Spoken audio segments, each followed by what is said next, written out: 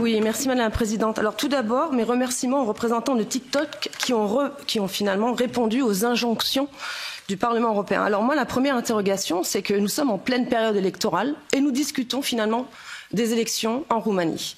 Les élections ne sont pas terminées. Je me pose la question, nous faisons pas, nous aussi, indirectement, une espèce d'ingérence dans ces élections qui sont importantes pour les Roumains. La deuxième question, on l'a vu, et elle soulève la liberté d'expression, on l'a vu cette année, a été marquée par des attaques sur les réseaux sociaux. On l'a vu avec Thierry Breton qui a attaqué plusieurs fois Elon Musk. Cet été, c'était Telegram avec l'arrestation de son dirigeant. Aujourd'hui, c'est TikTok, parce qu'effectivement, les résultats électoraux ne plaisent pas. Les sondeurs n'ont pas vu arriver ce candidat et donc du coup, ils ont trouvé un coupable. C'est TikTok. Au fond, la question qui se pose, c'est pas de savoir si le DSA est bien respecté par TikTok, mais quels éléments pourraient être trouvés pour expliquer la percée électorale d'un candidat eurosceptique en Roumanie.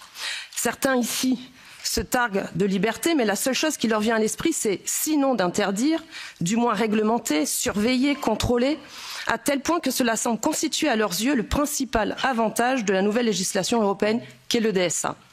Certains d'entre vous sont tellement aveuglés par l'idéologie européiste qu'il leur est impossible de concevoir que d'autres ne pensent pas comme eux. C'est forcément la faute d'un élément extérieur. Donc je le répète, aujourd'hui c'est TikTok en Roumanie, hier c'était X aux États-Unis. C'est la même logique que sous les régimes communistes. Si vous n'êtes pas communiste, c'est que vous êtes mentalement malade ou sous influence étrangère. À aucun moment vous ne dites que ce serait parce que les Roumains, tout simplement, n'en peuvent plus des promesses non tenues et qu'ils veulent autre chose. Plutôt que de savoir pourquoi les Roumains, qui étaient au moins de 200 000 à suivre le compte de Călin Georgescu sur TikTok, ont été près de 1,9 million à voter pour lui. Vous préférez donc désigner ce bouc émissaire qui est TikTok.